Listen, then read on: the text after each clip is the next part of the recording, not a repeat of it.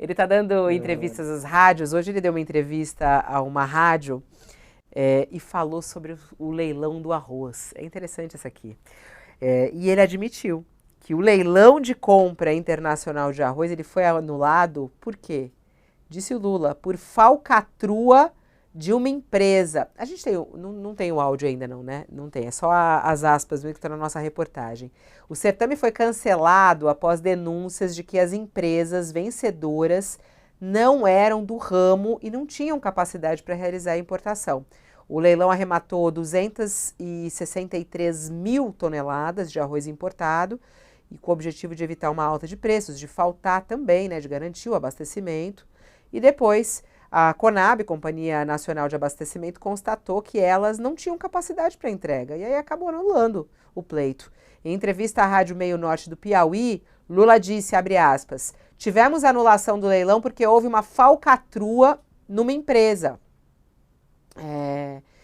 E isso contrapõe, de certa maneira, a fala do ministro Carlos Fávaro, da Agricultura, que evitou falar irregularidades durante o anúncio de cancelamento no início do mês. Ficou uma coisa meio sem explicação, assim, né? E o Lula foi lá hoje e falou, não, teve falcatrua, por isso que foi anulado. A sinceridade aí do presidente Lula é importante, né, ô Josias?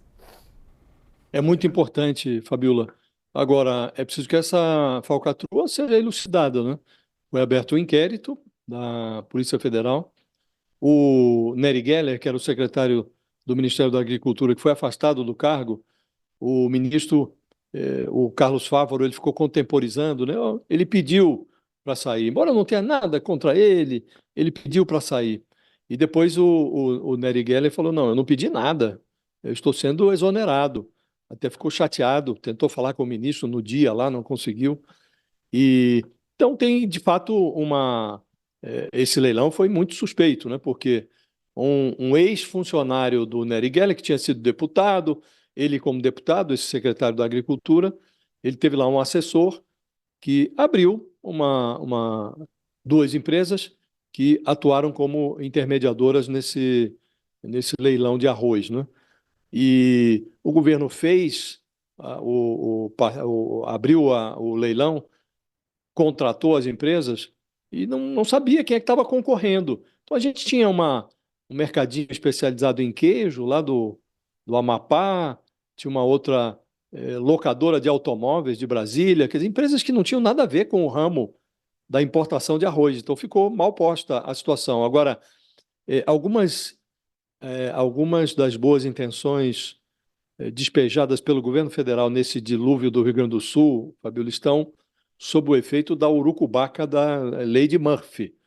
Essa lei de Murphy reza que sempre que há alguma coisa que pode dar errado, dará errado, né? Então, primeiro foi essa suspeita de mutreta, que agora o presidente chama de falcatrua no leilão do arroz, e que foi cancelado uma semana depois da sua realização, né? E ainda ontem nós noticiávamos aqui no UOL, o UOL trazia uma notícia sobre um aroma incômodo de cartas marcadas numa contratação de empresa de engenharia para assessorar o Ministério dos Transportes no trabalho de recuperação de estradas lá no Rio Grande do Sul.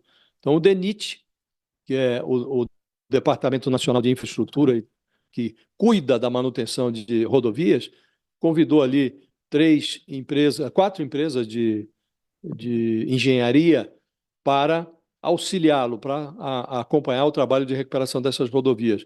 E não era pouco dinheiro, não, é um contrato de 23 milhões, outro de 19 milhões, não chegava ao nível do arroz, que estava na casa do bilhão de reais, mas tinha lá 23 milhões, 19 milhões, 30 milhões, e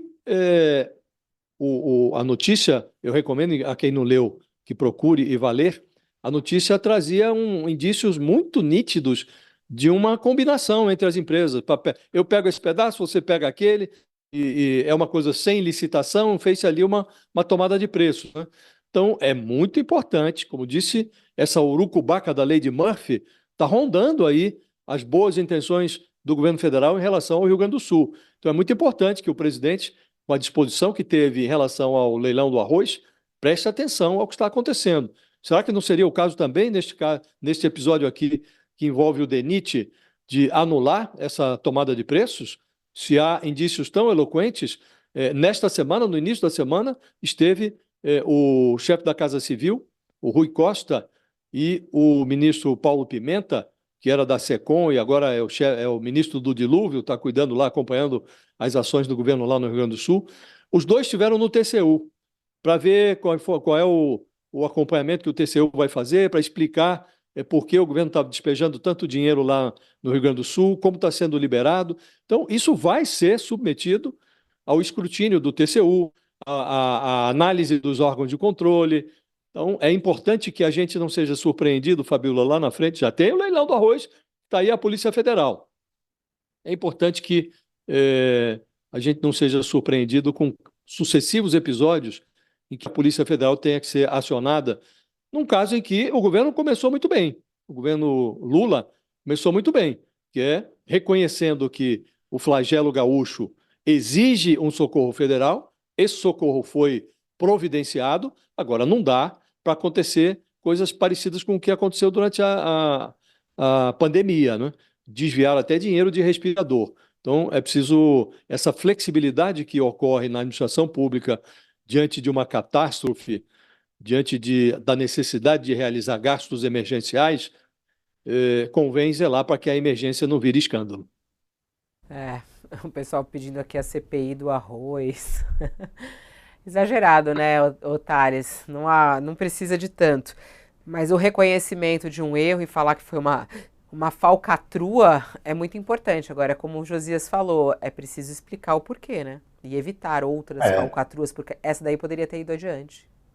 A CPI pode até ser exagerada, eu creio que é. Agora, de fato, tem que explicar se há agentes públicos ou a participação dos agentes públicos envolvidos. O secretário de Política Agrícola, o Nery Geller, foi afastado. Havia suspeitas em torno de um assessor dele, um ex-assessor dele, que era dono da Bolsa de Mercadorias de Mato Grosso e da Foco Corretoras Gran, que intermediaram a venda de 44% de arroz no leilão. Então, como é que ficou esse caso? Esse ex-assessor, ele teve alguma participação nessa falcatrua que o Lula aponta às empresas? Qual é a participação, a responsabilidade do Estado nisso? Só o afastamento resolve ou tem que haver um indiciamento, alguma coisa assim? Então, falta ainda se chegar mais adiante. O caso é esse, na administração pública, quando tem muita gente em volta, muito criativa, e você tem que tomar muitos cuidados, muitos e muitos e muitos. O próprio Lula já foi vítima das denúncias em torno de mensalão, de petrolão, de tudo isso, e segundo ele, por ter outras pessoas feito falcatruas.